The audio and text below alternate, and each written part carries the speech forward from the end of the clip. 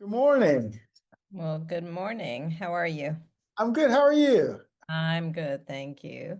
Thank you for participating and talking with me. Well, thank you for asking me. I appreciate it. Yes, ma'am. I just want to get straight to it. Good luck. I really would like to know and hear what your current concerns in higher ed, both in Virginia and nationwide, are. 'Cause I have my several, myself. Well, I think we are facing a crisis in higher education, and so much of the crisis points are coming from the current administration in Washington. We have seen here in Virginia, in particular, just a pretty unprecedented attacks on our colleges and universities, a demand that our college leadership capitulate to a certain political perspective and threatening of faculty, demand to review curricula and syllabi of faculty. We've never seen this before at this level in this country, and it's quite concerning.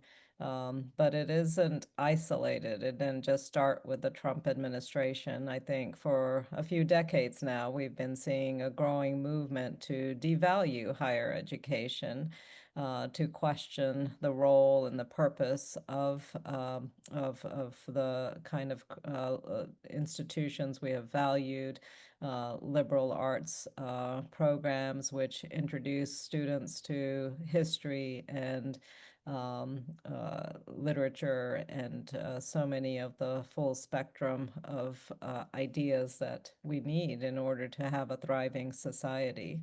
And so it is a concerning trend here in Virginia. We have to move to address it. Our first step has to be to depoliticize the ways in which we've seen negative actions occurring at so many of our institutions by both federal government as well as state government. Yes, ma'am. I was talking with Dr. Ayers a couple months ago about university neutrality, and I feel neutrality is a trap in many ways. I get it though, where there's a tension between, as he put it, there's a tension between the government and the university system that he says has always been there. I'm not trying to get all unpack that whole conversation. I just feel like how do we reverse some of these trends? As is really what I was wondering. So I think, Americans have always historically put great value on higher education. It was seen as the pathway for transformation in terms of economic opportunities as well as social opportunities.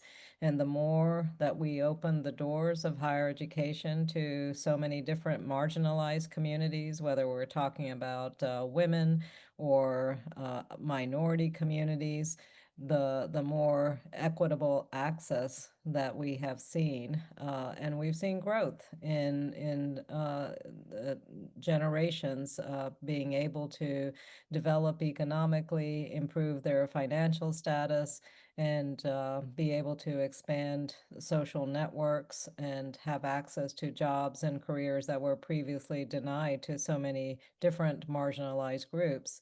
But with that came, unfortunately, a backlash that once we democratized higher education, it began to lose to some degree its value in the perceptions of many people. And we need to reverse that trend. We need to ensure that democratization of higher education is actually the pathway to ensuring that we are developing a thriving society, one in which so many different people have opportunities to apply their talents, their skills, and be engaged members of our communities and all of the various industries that we have now emerging.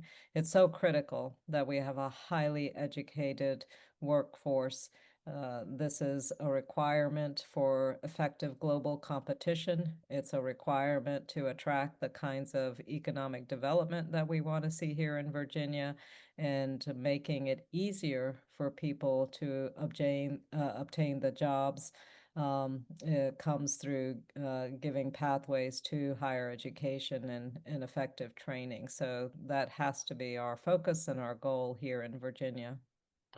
Yes, ma'am. I agree. I mean, I totally agree. I wrote you, about pluralism, and I've been studying different things right now in this political climate, and I've come across that pluralism is the way to, in my mind, to defeat totalitarianism.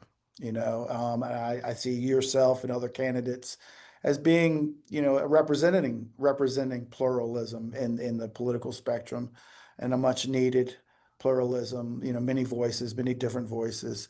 It was the fall of 2024, and I got the email, the letter from President Halleck here at the University of Richmond that affirmative action had been canceled, kind of canceled. And I was wondering, I know it doesn't solve everything, but is there a way to, and I know California's been done, had, stopped it 20 years ago, ironically enough, but is there a way to maybe try to implement something like that in the future, or just no?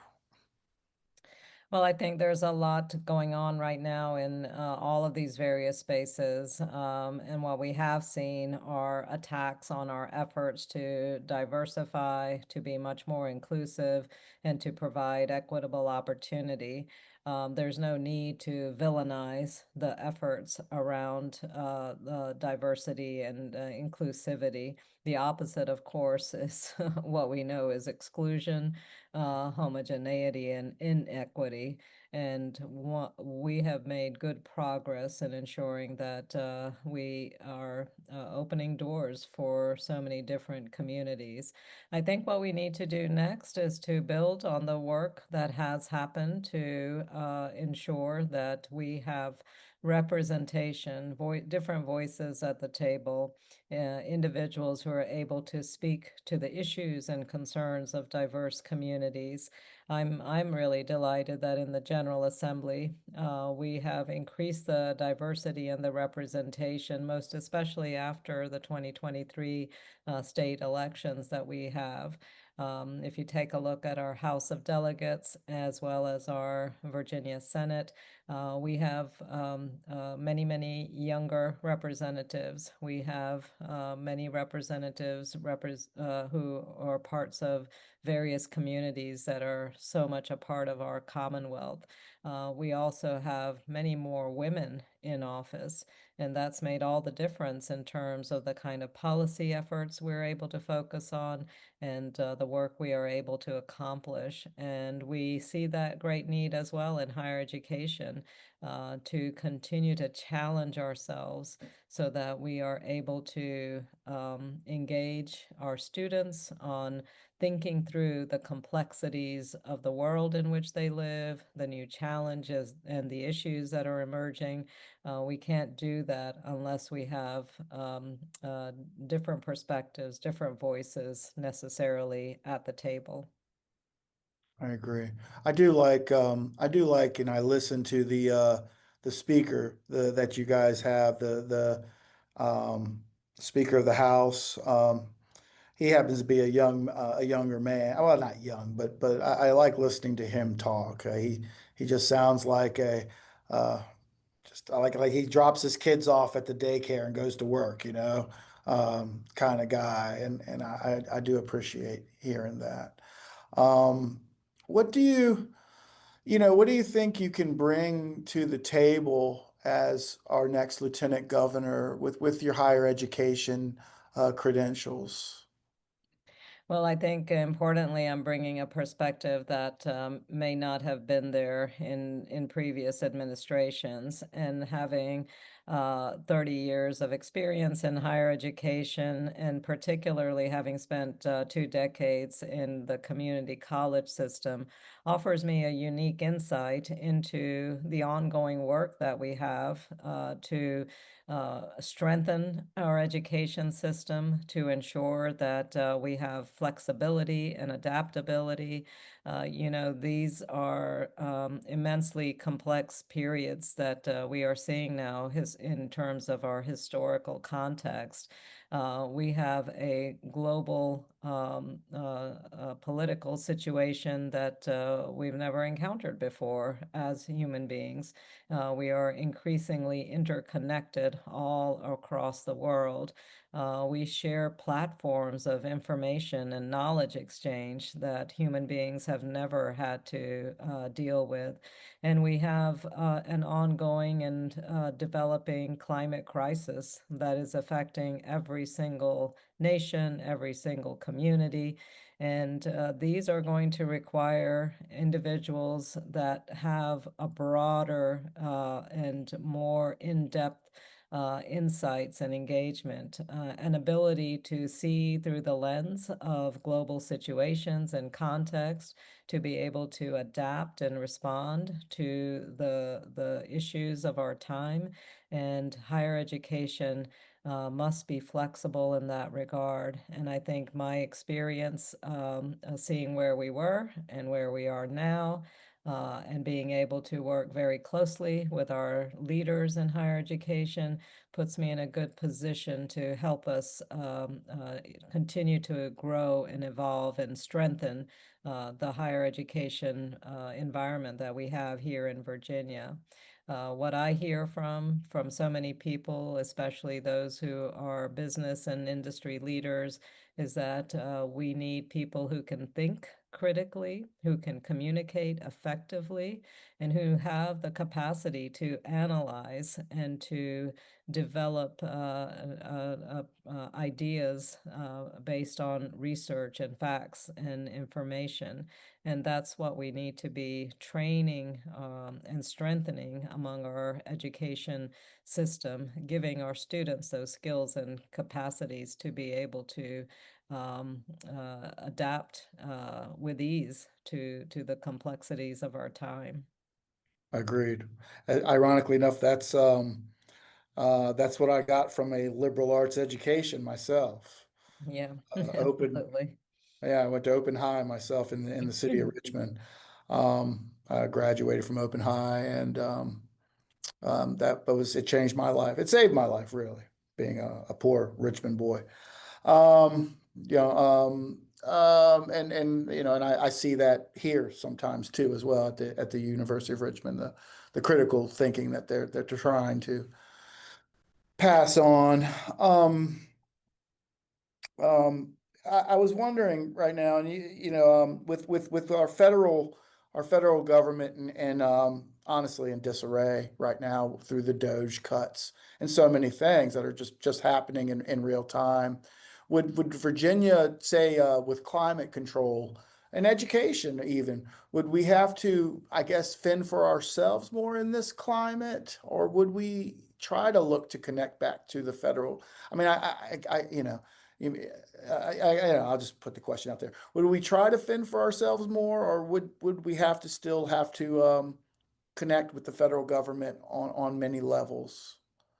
Well, I don't think the Trump administration is leaving us much choice. And in addition to the Trump administration, we've seen a Republican-held Congress capitulate to every demand of the Trump administration, regardless of the impacts that these decisions and these funding systems are having on their own constituents. We're certainly seeing that here in Virginia, where our congressional Republicans have voted hand in hand with Donald Trump on every measure, regardless of the impact that it's going to have for our healthcare system, our education, our farming communities, and so much more. And so what we are seeing the federal government do is dismantle itself, and that's having huge impacts on so many different states in different ways. But particularly in Virginia, we've already seen the impacts on the federal workforce. Right. Tens of thousands of individuals have lost jobs. And they are also then losing benefits, whether it's healthcare benefits, retirement is having an impact on families all across the Commonwealth. And by necessity, yes, so much of the work that we have historically depended on working with the federal government is no longer possible because the federal agencies are being shut down in so many ways. And by default, then, state governments have to pick up and have to restore structure and restore order for their citizens.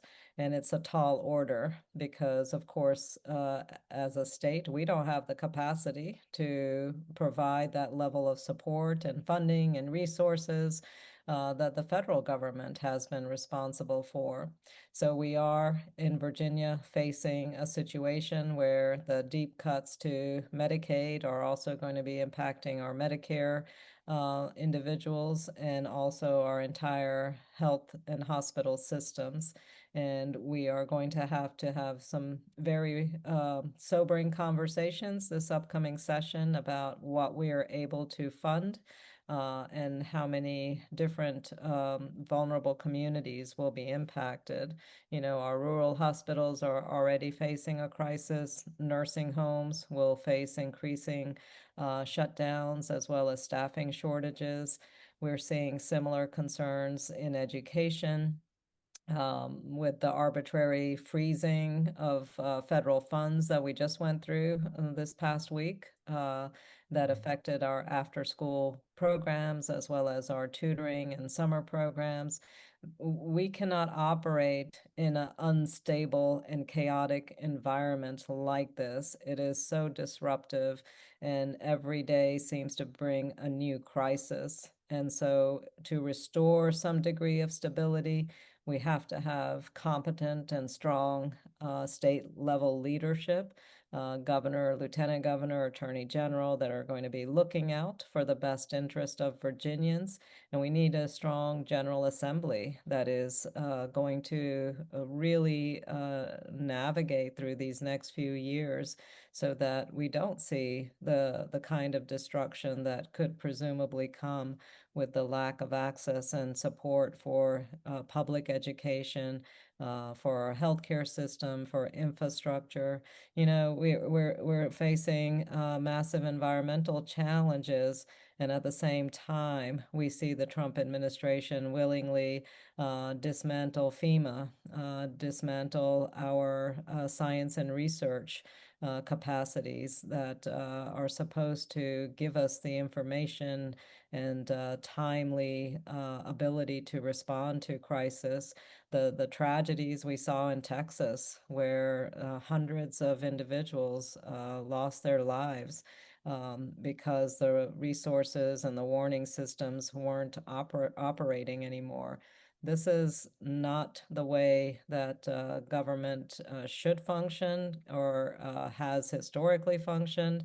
And it is now upon the states to pick up many of those pieces and do what we can for our citizens. Yeah, I was making me think about all sorts of things, but because we won't, I have three kids that I are on. I get my coverage for my three children. We had twins, so we went from one to three. But we have our kids on Medicaid, and we won't really know what's going to happen until 26, I believe, until they put these weird staggers in the bill. So you probably know better than I do. At least that's how it was explained to me. And we still won't really know until 26 what we're up against as a family ourselves. And it's it's very unnerving times. Um, um, I'm, phew. Um, I would hope, yes, thank you. I hear what you're saying, and it does seem daunting. Um, but I see now where you using your academic side could really help you in some of this, especially problem solving and figuring out ways to make sobering decisions as you say. Um, and um I wish you all the luck in this. I would so many more things that I would like to talk about. I just don't know exactly um, where to begin with some of this because it is such a giant mess about how to even rebuild some of the bridges burned and things. But I guess we would you would just start to, you know, I don't even know. Is there even a way to, and I'm sorry, I'm dragging, I didn't mean to, is there even a way to counteract some of the Doge things, or is that just has to be, we just have to change Congress and obviously the president? Yeah, we're going to see we are already seeing, but are going to continue to see devastating impacts in terms of loss of talent and skills, those institutions of knowledge that we have built through individuals who have been working sometimes 10, 20, 30 years in their particular professions and for agencies. It is incredibly challenging to rebuild with that loss of talent and insight. And so what we are going to have to do is to make sure that Congress and our judicial system actually stands up and does what they are mandated by the Constitution to do, mandated by their legal authority to do.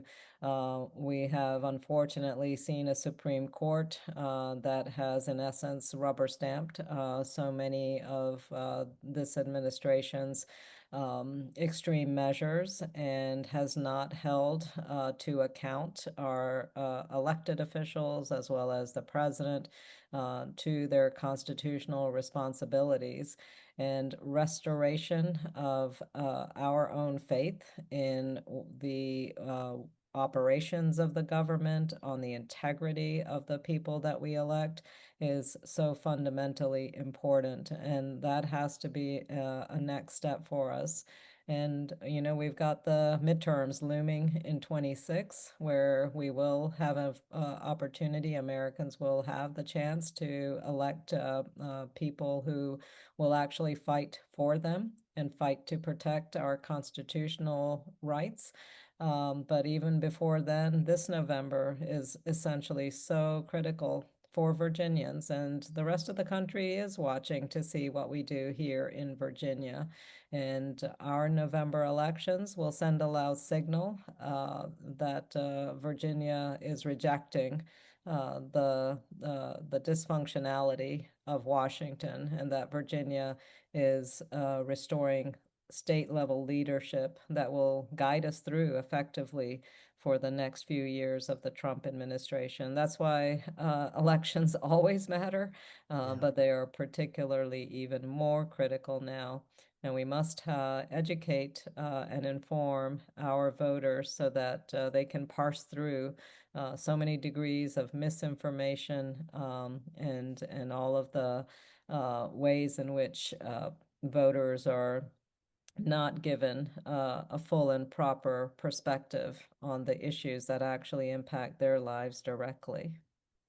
I agree. I find these times. I mean, I'm 50 years old, so I'm not terribly old, but I'm not young anymore either. And I've watched Virginia go from a red state to a blue state, and at times, I guess, purple state. It's pretty amazing. It's pretty cool, lack of a better word, but there's still just so much, uh, so much more to go and so much misinformation out there. And I guess people thrive on it. I guess as an academic or at least someone who's learning to be more of an academic, I would like to see people get back to factual ideas and not just conspiracy. They're not- conspiracy rhetoric. Right. Because they're not even theories. They're not based on anything. They're just rhetoric of some sort of. Well, Anyway, Julian, I am sorry. I've got my second interview that I need to hop onto. So thank you for your time, and thank you for your time, and good luck in November. thank you so much. Wonderful to see you. Wonderful to see you. Bye bye. Take care.